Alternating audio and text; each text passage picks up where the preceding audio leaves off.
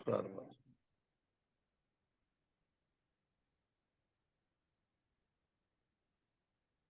आज का विषय शीर्षक ये लिया गया है कि जीवन जीते हुए त्याग करना जरूरी क्यों है। हम सभी आध्यात्म विद्या कई वर्षों से अनुसरण कर ही रहे हैं। अध्यात्म विद्या में जब कदम रखा तब पता चला कि त्यागमयी जीवन होना चाहिए। हम सब भी आम संसारी ही हैं, परमार्थ मार्ग पर चलना शुरू किया है। त्याग करना हमारे लिए भी सहज नहीं होता है, परंतु शरीर और जीव का भेद समझ आता है। इस जीव की जो असली ख्वाहिश है, जो उसकी असली प्यास है, जिसके लिए इस धरती पर वो आया है, वो प्यास जब तक त्यागमय जीवन नहीं होगा वो प्यास पूरी ना हो पाएगी। इसलिए त्याग जीवन में बहुत जरूरी है। त्याग किसका करना है, क्यों करना है, आज इस विषय पर चर्चा की जाएगी। हमें विकारों का त्याग करने के लिए कहा गया है। विकार विकार क्या होता है? एक समस्या या बीमारी जो किसी व्यक्ति के मन या शरीर को प्रभावित करती है, उसे विकार कहते हैं। फिर से सुनेंगे। एक समस्या या बीमारी जो किसी व्यक्ति के मन या शरीर को प्रभावित करती है, उसे विकार कहते हैं। अब ये जो 5 विकार हमने पढ़े हैं, काम, क्रोध, लोभ, मोह और अहंकार, हम जानते हैं इससे हमारा मन प्रभावित होता है। और जब हमारा मन प्रभावित होता है तो निश्चित ही इसके प्रतिकूल असर हमारे शरीर पर भी नजर आता है, जो कि हमें स्वीकार नहीं होता। तो निश्चित ही ये 5 विकार जो बताए गए हैं, ये एक प्रकार की समस्या या बीमारी ही है जिसका त्याग करना आवश्यक है। एक सांसारिक व्यक्ति विकारों को समस्या करके नहीं सोचता, बल्कि उसके लिए इन विकारों का बढ़ना लाभदायक है। ज्यादा से ज्यादा इच्छाएं पूरी होती रहे, मन अनुकूल बात ना हुई हो तो क्रोध करके विजय प्राप्त कर लो, अत्यधिक लोभी होकर अपने स्वार्थ व मनोरथ पूरे कर लो, अति मोह अपने रिश्तेदारों से व संपत्ति से, इन सभी विकारों की प्राप्ति व पूर्णता होने पर अपना अहंकार बढ़ा लेना व गर्व से छाती का फूल जाना कि मुझसे ज्यादा बुद्धिमान कोई नहीं। इसी संसार में इस प्रकार के उदाहरण देखने में आए हैं। हम सभी ने रावण, कंस, सिकंदर, हिरण्यकश्यप, इन सभी के विषय में पढ़ा हुआ है। इन सभी ने विकारों की पूर्ति करते हुए अपना अहंकार बढ़ा लिया था। परिणाम हम सबको पता है। 1 लाख पूत 1.25 लाख नाती, 30 रावण घर, ना दिया न बाती। महाराज जी ने चेतावनी भी दी हुई है, जहां समता का विचार नहीं, वो मानुष और जगह तबाह हो जाएंगे। ऐसा ही हुआ भी था इन सभी के साथ। समाज में ऐसे कई जीव देखने में आते हैं जो अधिक कामनाएं रखकर जीवन जी रहे हैं, या किसी को बहुत क्रोध आता है, या कोई बहुत लोभी है, या बहुत से तो मोह में ऐसे अंधे हैं कि कुछ नहीं सोचता। बारीकी से गौर करें तो पता चलेगा कि इस तरह के जीवन जीते हुए जीव को कोई पसंद नहीं करता। जो बहुत कामी हो, लोभी हो, ऐसे जीव को कौन पसंद करता है? ये संसार तक उसे पसंद नहीं करता। कोई भी व्यक्ति सही या गलत सिर्फ अपने विकारों के कारण होता है। शरीर के बाल से लेकर पैर के नाखून तक तो सभी एक जैसे हैं। इसलिए निश्चित तौर पर यह विकार एक प्रकार की समस्या या बीमारी ही है। और जब यह सिद्ध हो जाए कि यह बीमारी है और सभी जीव इससे अछूते हैं, तब इसका त्याग करना भी आवश्यक है। जीवन भर ये मनन करने की बात होती है कि सच में जो 5 विकार हमें बताए गए हैं उनका मुझ पर असर पड़ रहा है या नहीं। अपने आप ही जवाब आ जाएगा। और जब इन विकारों का हम त्याग करेंगे, तब सबसे पहले अपना भला होगा, फिर परिवार का, और फिर समाज का। यहीं से जीव का आध्यात्मिक मार्ग शुरू होता है।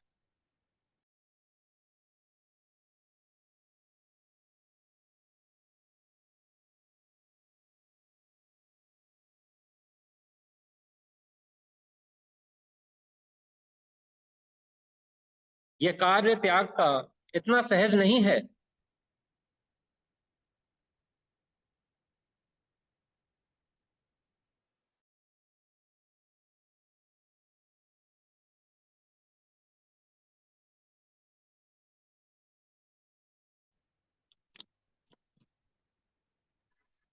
आदरणीय प्रेमी जी, आपकी आवाज नहीं आ रही है। हाँ जी, हाँ जी, ठीक करता हूँ, एक सेकंड। हाँ जी, हाँ जी।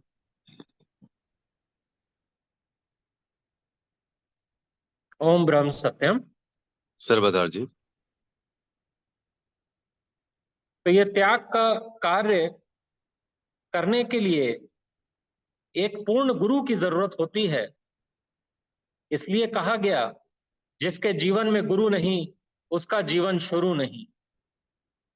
इसलिए शुरुआत जीवन की तभी मानिए जब जीवन में गुरु आ गए हों।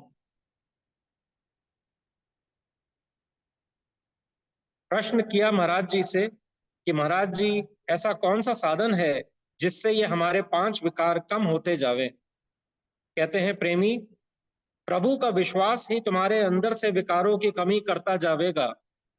आशिकों के साथ बैठना सीखो, ये सब विकार तेरे अंदर से भागने लगेंगे और तुमको सही बात स्वयं समझ आने लगेगी। लाल जी, इस दुनिया में फर्ज और गर्ज को अगर तूने ठीक ठाक समझ लिया है और फर्ज की तरफ उन्मुख हो गया, तो गर्ज तेरी आप ही पूरी होती जाएगी। अगर पूरी नहीं होती है तो भी तू फिक्र ना कर, परमात्मा तुझे खाली नहीं रखेगा। तू गम खा और सब्र कर, यानी दोनों हालतों में गर्ज पूरी होती है या नहीं, इससे लापरवाह हो जाओ, फिर तो तुझको जरूरी फल प्राप्त होगा। तू किसी तरह की फिक्र ना कर, वह तेरी फिक्र आप करेगा।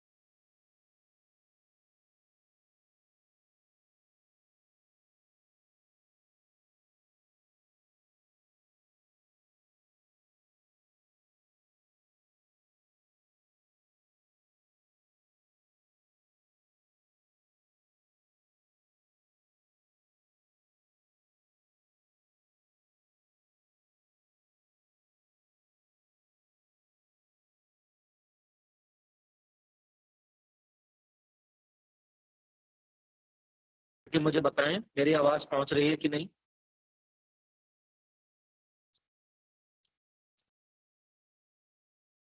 मनोज जी,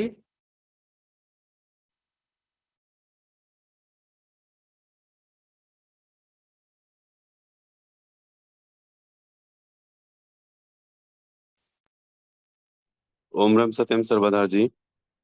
हाँ जी, आवाज आ रही है। हाँ जी, हाँ जी, आपकी आवाज नहीं आ रही थी, अब आ रही। अच्छा, ठीक है। तो महाराज जी ने बताया कि रंग लागत लागत है, भ्रम भागत भागत है। माने कि इस जीव को जो भ्रम लगा हुआ है ये एक दिन में तो जाने वाला है नहीं। इसलिए सत्संग से अपना नेह जितना बढ़ा सकते हैं बढ़ाएंगे, तब धीरे धीरे इसका रंग हम पे लगता जाएगा, और जैसे जैसे इसका रंग लगेगा वैसे वैसे भ्रम भागता जाएगा।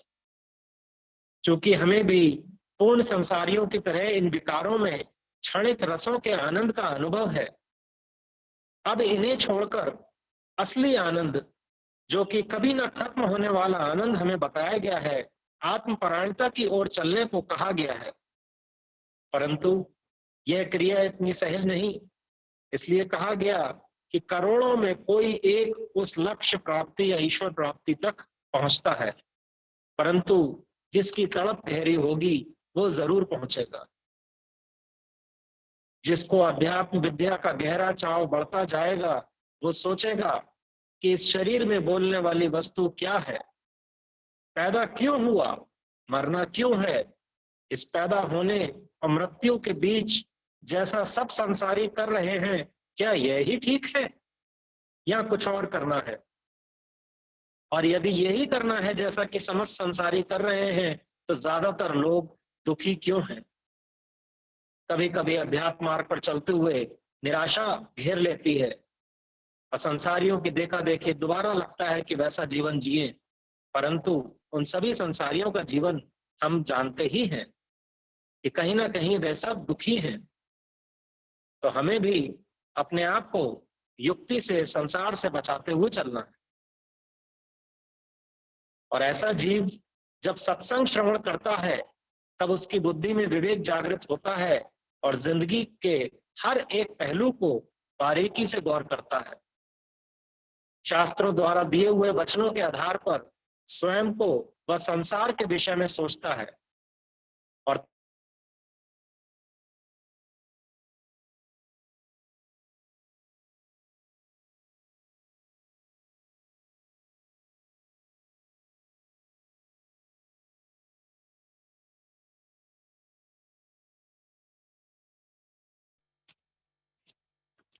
क्षमा चाहूंगा, बार बार कुछ कॉल आ रही हैं, इसकी वजह से डिस्टरबेंस हो रहा है। 5 विकार महादुखदाई, जले सकल संसारा, परमारथ प्रतीत बिन नहीं पावे निस्तारा। तब ऐसा जीव गुजरान वाला प्रोग्राम अख्तियार करता है, वह जीवन को सिकोड़ने की कोशिश करता है। माने संसार में फैलाव और नहीं करता, क्योंकि वो समझने लगता है कि ये संसार है ही दुख रूप। वह जीवन में त्याग वृत्ति या त्याग धारण करना अनिवार्य है। असली त्याग किसे कहते हैं, असली त्याग होता क्या है। महाराज जी ने बताया, कर्म फल द्वंद का त्याग करना असली त्याग कहलाता है। माने इस शरीर से कोई ना कोई कर्म तो होगा ही, और जब कर्म हुआ है तब निश्चित ही फल भी मिलेगा। फल मन अनुकूल होगा या मन प्रतिकूल, तो हमें दोनों का ही त्याग करना है या अपना आसक्त भाव खत्म करना है। यही निष्काम कर्म का स्वरूप है। निष्काम माने कामना रहित, जिसमें कोई कामना ही ना हो। एक प्रश्न किया प्रेमी जी ने कि महाराज जी, मान मद छोड़ना काम क्रोध वगैरह से भी मुश्किल है, आपका क्या विचार है। कहते हैं, जिसने मोटी माया धन घर बार त्याग भी दिया, लेकिन मन के अंदर अहंकार खड़ा है कि मैं बड़ा त्यागी हूं, तो उसने कुछ नहीं त्यागा। बल भी हो, बुद्धि भी हो, और धन और इकबाल भी हो, ऐसी हालत में कोई बिरला माई का लाल ही अहंकार से रहित होगा। हम सभी अध्यात्म के राही हैं, हमें बड़ा ही ध्यान रखना चाहिए कि जब कभी भी हम कोई सेवा कार्य कर रहे हैं, सादगी में जीवन जीने की कोशिश कर रहे हैं, सत्संग आ रहे हैं, सिमरन कर रहे हैं, ऐसा ना हो कि मेरा अहंकार बढ़ रहा हो कि देखो मैं कितना बड़ा सत्संगी हूँ, महाराज जी के बताए हुए 500 नियम पर चल रहा हूँ।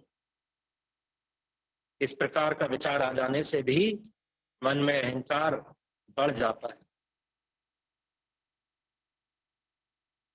तेरा कर्म करने मात्र में अधिकार होवे, फल में कदापि नहीं, ऐसा क्यों कहा गया है? क्योंकि फल की आसक्ति ही मेरे क्लेश या दुख का कारण है। जीव मन अनुकूल व प्रतिकूल कैसा भी फल मिले, दुख की बात यह है कि दोनों में ही बेचैन रहता है। अगर मन अनुकूल रिजल्ट मिल गए, पॉजिटिव रिजल्ट्स मिल जाए जीवन में, तब हम उसको मल्टीप्लाई या बढ़ाने की कोशिश करते हैं, या सोचते हैं कि जितना मिल गया है कम से कम उतना तो बना रहे। तो इस बात की भी मन में एक हलचल बनी रहेगी। और जब नेगेटिव रिजल्ट्स, मन प्रतिकूल रिजल्ट्स मिलते हैं जीवन में, तब तो उदासी, क्रोध आता ही है। या फिर मन में ये कामना उठेगी कि कैसे जीवन में मन अनुकूल रिजल्ट्स पा जाऊं। जीवन में हम मन प्रतिकूल फल के मिलने पर ज्यादा विचलित हो जाते हैं, जबकि करना यह है कि ऐसे में फर्ज वाली जिंदगी का सूत्र याद रखना चाहिए कि अपना जो फर्ज बनता है वो करें व परिणाम को ईश्वर हुक्म में देखें। उदाहरण के तौर पर महाराज जी का जीवन हम सबको पता है। एक अहंकारी व्यक्ति ने महाराज जी के चरण छुए, तब महाराज जी ने पूछा कि आपने मेरे पैर क्यों छुए?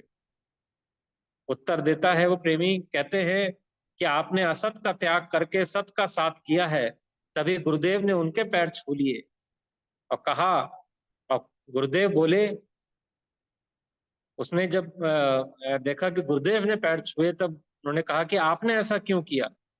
तो गुरुदेव बोले, आप तो मुझसे भी बड़े त्यागी हैं, आपने सत का त्याग करके असत का साथ किया हुआ है। ये उनको समझाने के लिए था।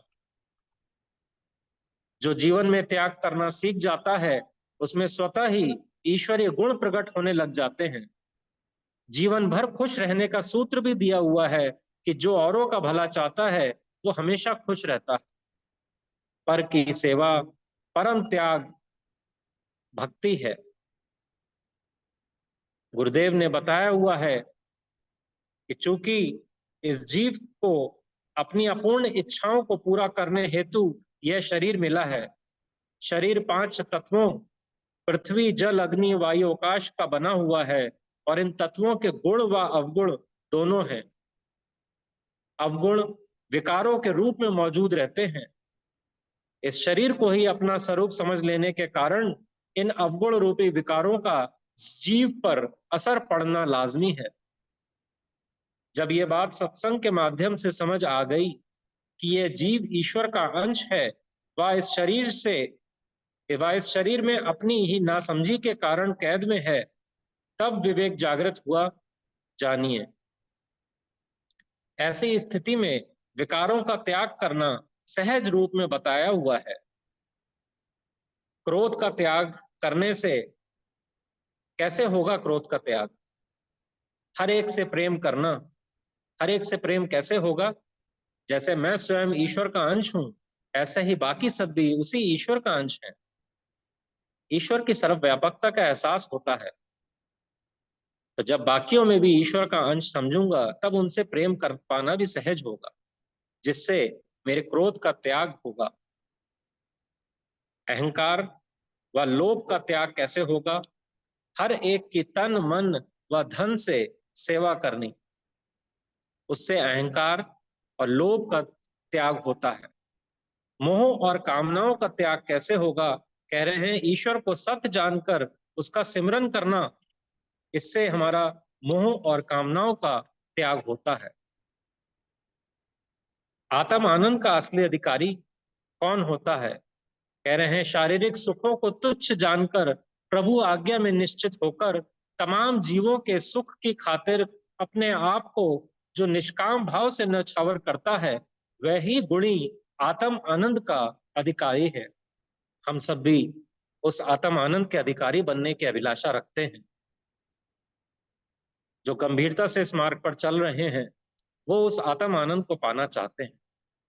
तो उसी के लिए कहा कि आत्म आनंद का असली अधिकारी आखिर है कौन। तब बताया महाराज जी ने कि शारीरिक सुखों को तुच्छ जानकर प्रभु आज्ञा में निश्चित होकर तमाम जीवों के सुख की खातिर अपने आप को जो निष्काम भाव से न्यौछावर करता है, वह ही गुणी आत्म आनंद का अधिकारी है। एक प्रश्न और किया महाराज जी से, कहते हैं महाराज जी, सारे विकारों से छूटने के वास्ते कोई सरल सा उपाय बताइए। महाराज जी कहते हैं, तन मन धन तीनों को सेवा के मार्ग में लगाने से जीव सारे विकारों से छूटकर अविनाशी खुशी को हासिल कर लेता है। इस वास्ते सेवा ही परम धर्म और कल्याण का मार्ग है। वह मनुष्य कभी असली खुशी हासिल नहीं कर सकता जिसके अंदर पर का हित और पर की सेवा नहीं। यदि मैं ये समझ लूं कि मेरा असली गुण प्रेम करना है, तो मन में द्वेष आ ही नहीं सकता। लोग क्या कहेंगे, इस बात की बहुत फिक्र है। पूरा जीवन इस एक लाइन पर बिता देते हैं कि लोग क्या कहेंगे, परंतु गुरु क्या कहेंगे इस बारे में कोई सोच ही नहीं है, कोई चिंता नहीं है।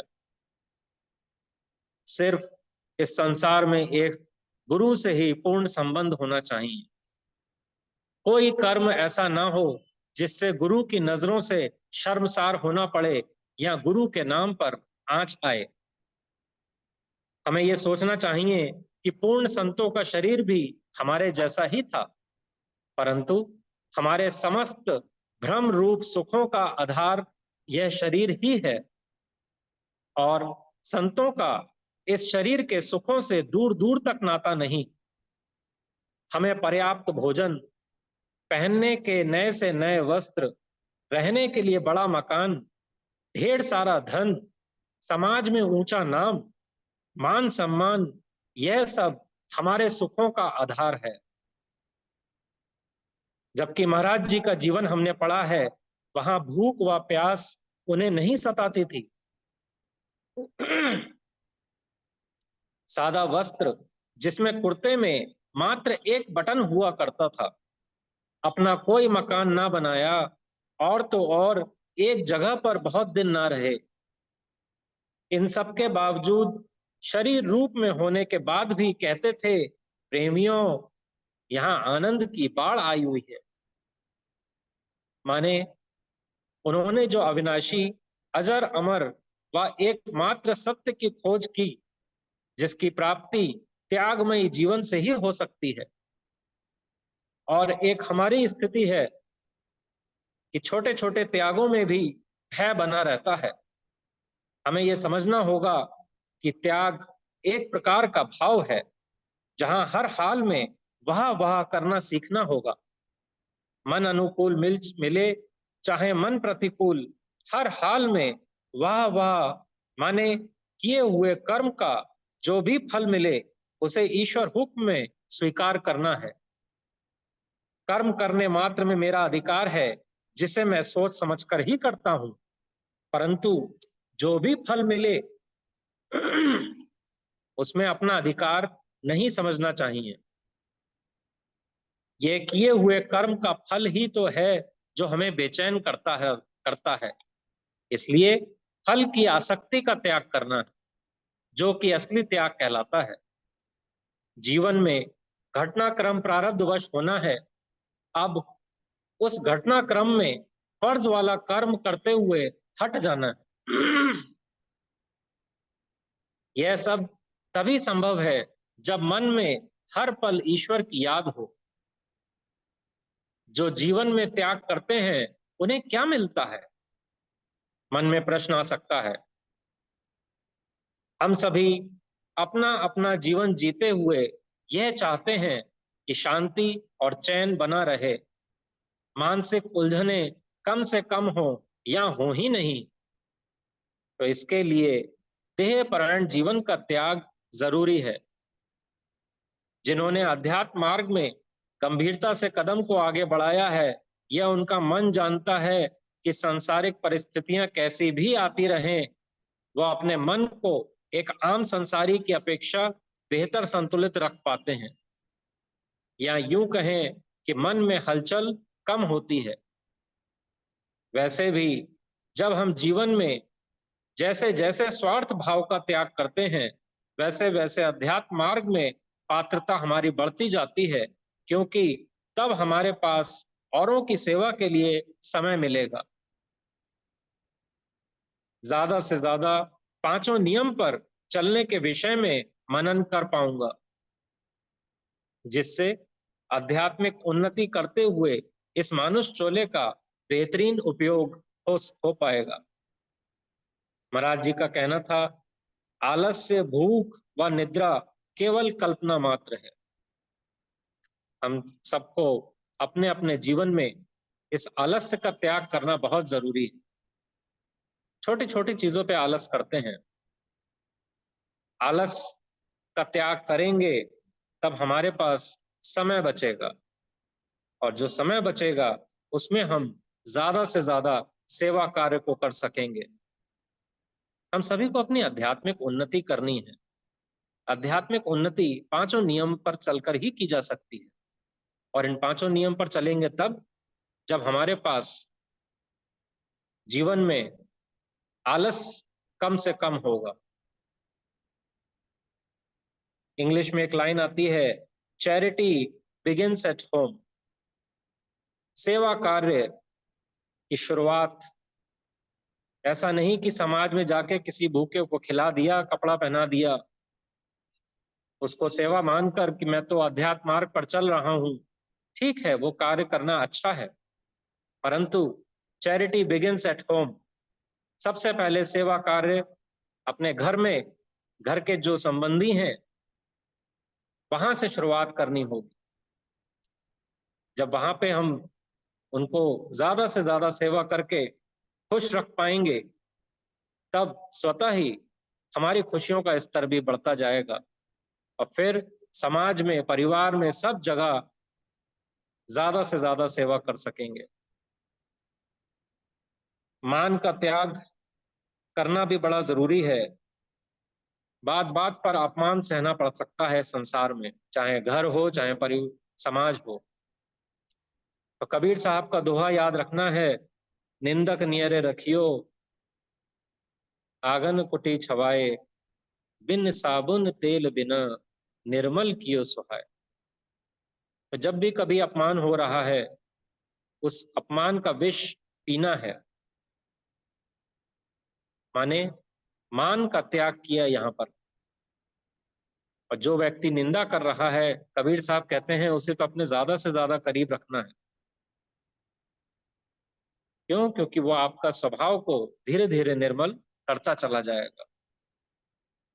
संसार में जो कुछ भी चाहते हो, पहले देना सीखना होगा। संसार में मान चाहते हो तो पहले मान देना सीखना होगा। धन चाहते हो तो दान करना सीखना होगा। इसलिए त्याग का जीवन जिस जिसने भी अपनाया है, उसकी आध्यात्मिक उन्नति होती चली गई, और धीरे धीरे कल्याण भावना जो ईश्वर की हमारे प्रति बनती है, वो बनती चली जाएगी। और जिन्होंने जीवन में पूर्ण त्याग किया है, उन्हीं को ही संत या सत्पुरुषों के नाम से हम जानते हैं। तो इसलिए हम सभी अध्यात्म के राही को पता चला है कि जीव की असली बेचैनी है क्या, और वो इस संसार से पूरी होके, संसार की तरह नकल करके वो प्यास पूरी नहीं हो सकती कभी भी। वो एक मृत तृष्णा के समान है। तो इसलिए अब हमारी बुद्धि में विवेक जागृत हो जाना चाहिए कि जो जीव की प्यास है, वो जीवन में त्याग मार्ग अपनाने से ही पूर्ण हो सकेगी। ओम ब्रह्म सत्यम सर्वम।